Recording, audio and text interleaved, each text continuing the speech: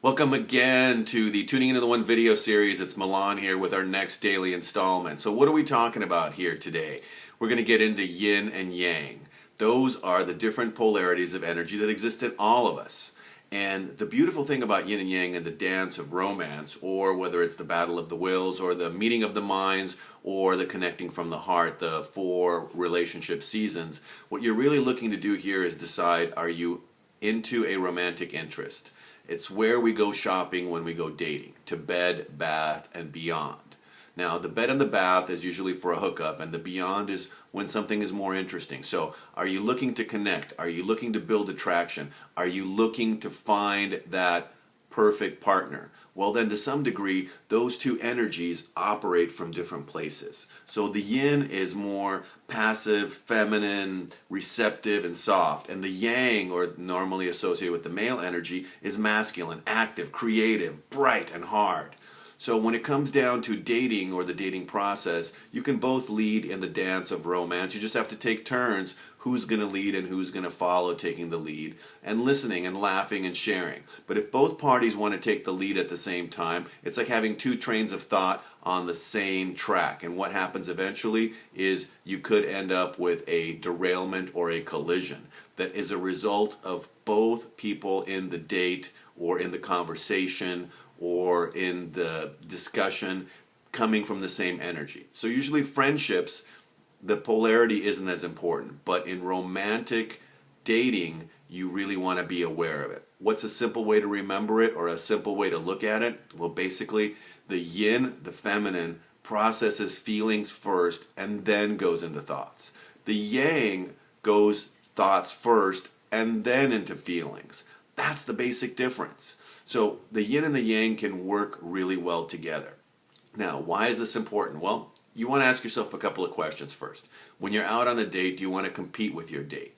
Do you want to conquer your date or be conquered? Do you want to compliment the other person or be complimented? Do you want to go head to head with them and do a little bit of battle? Do you want to have that good challenge or that test of some sort, play a game with each other? There's a much simpler and easier flowing way to understand the whole process. So what's the dance you want to do? If you want to do the dance of romance, then it's important to decide whether you're a stronger yin female or a stronger yang female. In other words, do you want to lead with your feelings when you're dating and use statements like I feel, or do you want to lead with your yang side, and that would be I think?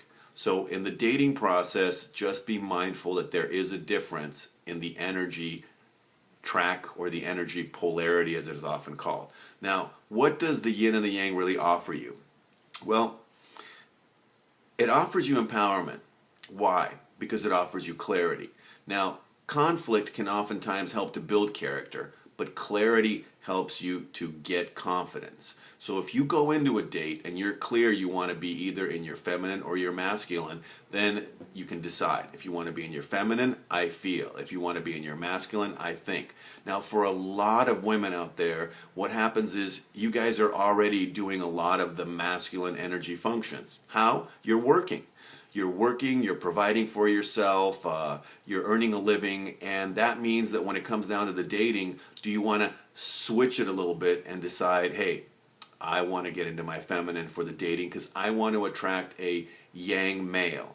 Now, what happens with energy streams like yin and yang is that usually if you want to get that chemistry going at just the right blend, then you want to make sure, like the dance of romance, in a dance, somebody leads and somebody follows the lead. So you want to decide out of the gate when you're dating, do I want to be in my yin or my feminine, which is more passive, which is more receptive, which is more soft, or do I want to be in my yang, which is more creative, more hard, more proactive, and more direct and takes the lead?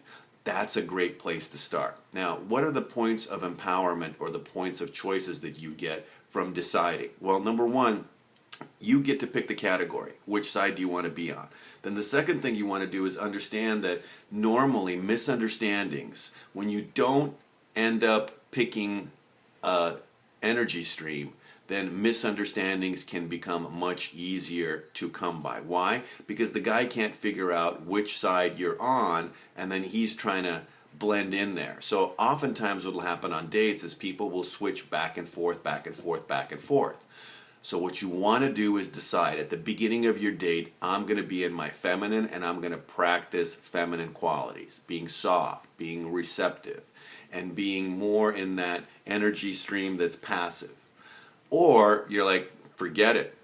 I'm going to come out of the gate, I am who I am, and you're going to blend back and forth and just go for it. What happens is that really confuses guys. Remember, we don't really work well from a standpoint of language as more than a problem-solving tool. So if we've got a situation where one moment it's I think, one moment it's I feel, one moment you're taking the lead, the next moment you want us to take the lead, it can bounce back and forth and be a little bit confusing. So what do? Decide. Are you going to be a yin female or a yang female? Are you going to be more passive or are you going to be more direct and active? Are you going to be soft or are you going to be more creatively assertive? And so when you decide that, then you can play it that way. You let him take the lead. You give him hints and ask him, well, what do you think about that? And then you can share, I feel. So if you want to be in your feminine, you want to start off by having him take the lead. And then you ask him, oh, well, I feel this about that situation. What do you think about that? So you lead with your feel when you respond or return a question with an answer, and then you ask him what he thinks. On the other hand, if you want to play it from a yang perspective and you're okay with attracting a more softer, receptive kind of man who's in his yin, then you want to start with I think, and you want to ask him, how do you feel about that?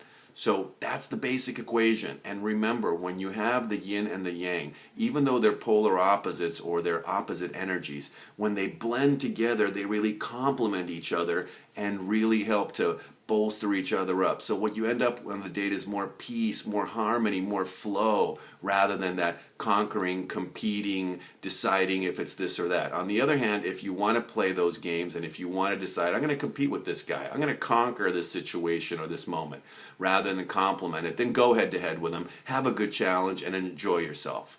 If you want to have more peace, more harmony, and more flow, rather than that kind of going at it back and forth, then choose a yin or a yang and then play it that way. Again, just to repeat really quickly, the yin, you want to be passive and receptive, and when something is said, you want to share from I feel and then ask, what do you think about that? If you want to be more aggressive and assertive, you start with I think and then you ask, what do you feel about that?